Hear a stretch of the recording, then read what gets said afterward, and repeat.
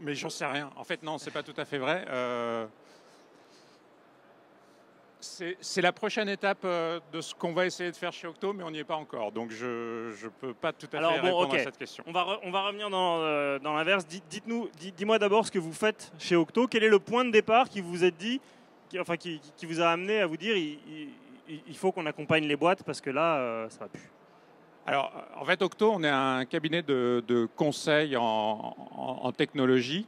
Donc, globalement, ça veut dire SS2I, sauf qu'on n'aime pas quand on nous appelle SS2I parce que la plupart des SS2I ont des pratiques qui ont un peu dégradé l'image de ce milieu-là. Donc, en fait, voilà, notre intervention, c'est conseiller nos clients sur l'usage des technologies. Voilà, c'est comme ça qu'on va dire. Je t'interromps juste parce que je propose, vu qu'on est dans une journée très, très ouverte, est-ce que tu peux détailler ces pratiques qui dégradent, sans citer de nom, hein, c'est pas la peine de citer le nom des boîtes, mais est-ce que tu peux citer les pratiques qui sont à l'origine de cette dégradation du lien de confiance entre les salariés et les boîtes?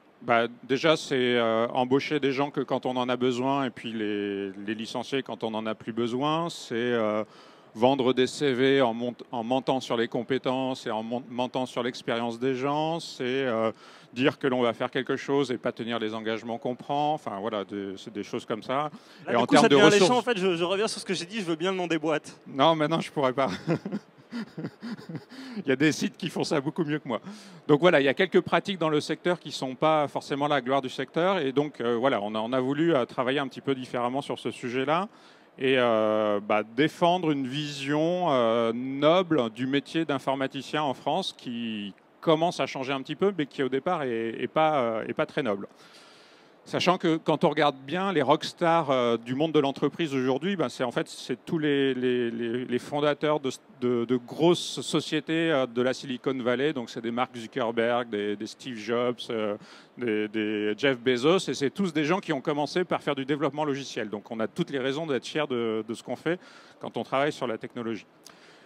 Et donc, en fait, j'imagine que si je suis là aujourd'hui, c'est parce que la société que je représente, dont je suis le directeur général, qui est Octo Technologies, et je vais beaucoup dire non parce que je vais beaucoup dire nous, pardon, parce que je pense que c'est vraiment un travail d'équipe.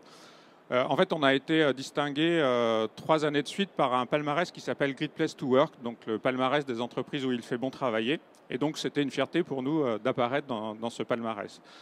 Et donc, on a fait quelques petites choses pour, on va dire, innover en termes de management et de bien-être au travail pour les employés. Donc, est-ce que tu peux peut-être le détailler? Parce que je sais qu'on n'est jamais le meilleur juge pour parler de soi, mais là aussi, tout à l'heure, Anne-Sophie Novelle parlait de greenwashing, ethic washing ou autre, et on a souvent l'impression de l'extérieur que Great Place to Work, c'est le fait d'avoir une conciergerie, sauf qu'en fait, ça pousse les gens à rester jusqu'à 22 h pour pouvoir acheter une bouteille de vin avant d'aller dîner très tard, et d'avoir une salle de jeu où on peut jouer au baby-foot. Oui. Alors déjà, je vais peut-être faire l'apologie du baby-foot. Il y en a un très beau derrière. On en a un aussi dans nos locaux, évidemment, comme toute société de technologie qui se respecte. Great Place to Work, déjà, c'est 2 choses. C'est un dossier qu'on remplit pour décrire les pratiques de management qu'on a envie de mettre en avant. Et puis, 2 tiers de la note, c'est un sondage qui est envoyé à tous les employés. Et donc, en fait, en fonction de ce que les employés répondent, on est bien classé ou pas bien classé. Et en fonction du taux de participation, donc du niveau d'engagement des gens, on est bien placé ou pas bien placé. Donc, quand on finit dans ce palmarès, je pense que ce n'est pas complètement du people washing. Je ne sais pas, ce serait ça le terme. C'est pas forcément du people washing parce que si les gens de l'entreprise n'adhèrent pas au projet, ça se verra parce qu'ils ne voteront pas et ils ne voteront pas de façon positive. Donc, non, je pense qu'il y a un vrai sujet qui est... en fait, c'est devenu un enjeu économique. C'est-à-dire qu'une entreprise pour réussir maintenant, surtout quand on est dans la technologie, surtout quand on est dans le service, surtout quand on est dans la prestation intellectuelle, en fait, ça va bien se passer si on arrive à attirer, à conserver les meilleurs. Et on a cette chance inouïe dans notre secteur, c'est que quelqu'un qui est bon, il n'y a pas de chômage et en un tweet, il peut trouver un boulot ailleurs mieux payé que ce qu'on est capable de lui offrir. Donc, si on n'arrive pas à être efficace et bon dans ce qu'on propose à ces gens-là, ils vont voter avec leurs pieds, ils vont partir ailleurs. Et malgré tout, effectivement, il y a les SS2I dont tu parlais qui continuent d'avoir ces pratiques extrêmement néfastes. Donc toi, quelques petits conseils pratiques pour les gens qui sont là demain, voilà, vous montez une SS2I, quels sont le type de nouveau management à appliquer pour aller vers cette fameuse holocratie qui est donc notre point final et notre superbe destination? Alors, nous, on a quelques formules. La première, c'est le pari de la confiance. Donc, c'est partir du principe que des gens, si on leur laisse les clés, vont plutôt avoir tendance à prendre des décisions qui vont dans le bon sens et plutôt des décisions qui vont être dans le bien de l'entreprise. Alors, il y a un très bon bouquin, si c'est des inspirations qui vous tentent, qui s'appelle Liberté et compagnie. Et Liberté et compagnie mentionne la théorie des 3%. C'est-à-dire dans une boîte, vous avez toujours 3% de gens qui vont plus ou moins essayer de parasiter le système.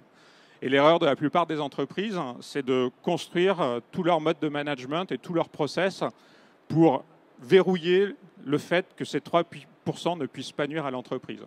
Sauf que finalement, quand on fait ça, on a aussi tendance à décourager tous les autres, donc les 97 autres pourcents, de prendre des initiatives, de s'investir, de prendre des risques, en fait, parce qu'on n'a pas envie que quelqu'un passe le portique de sécurité en ayant volé un stylo. Et c'est ça le premier fondement, je pense, pour réussir une boîte où il fait bon travailler, c'est faire confiance aux gens.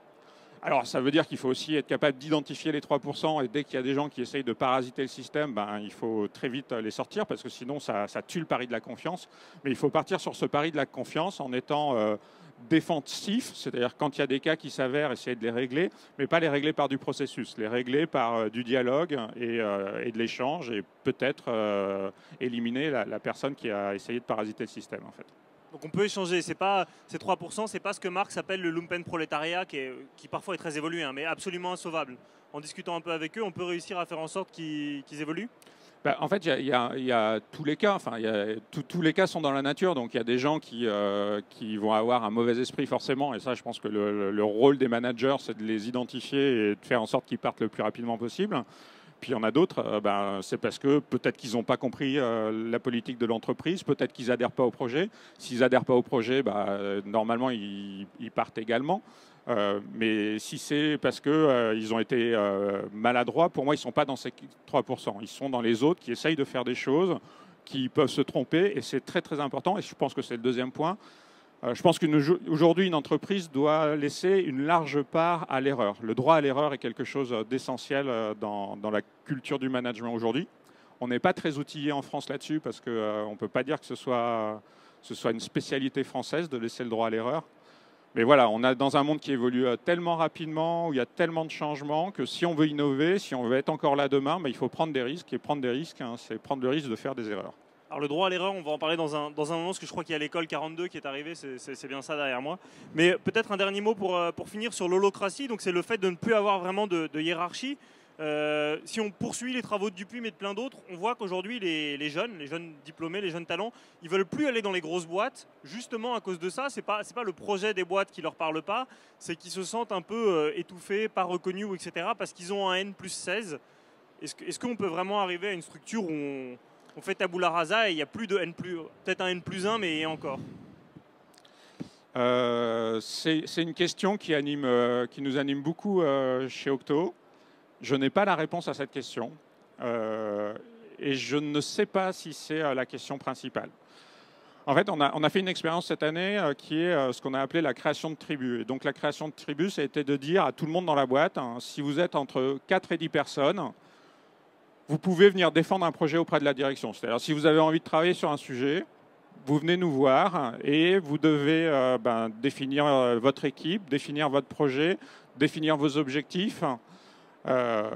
Et voilà. Et si vous nous convainquez que ce que vous avez envie de faire est bien, voilà, vous avez carte blanche. Et vous devez définir qui va être le leader de votre tribu.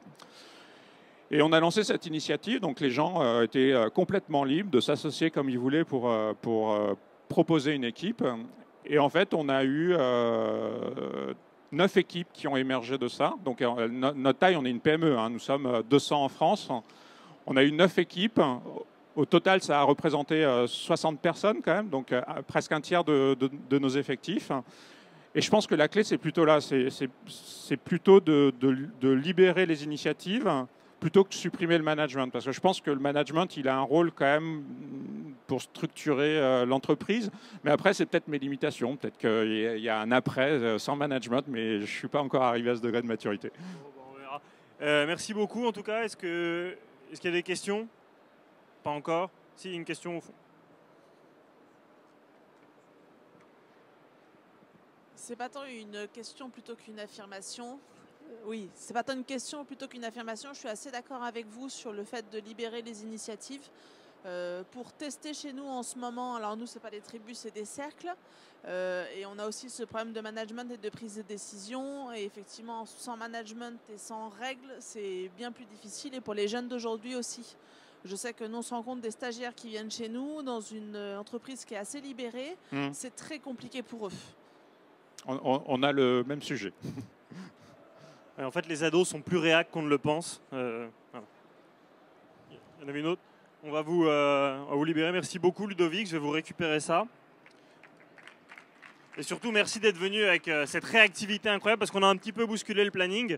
Et donc, je vais appeler celui qui était censé être le premier intervenant.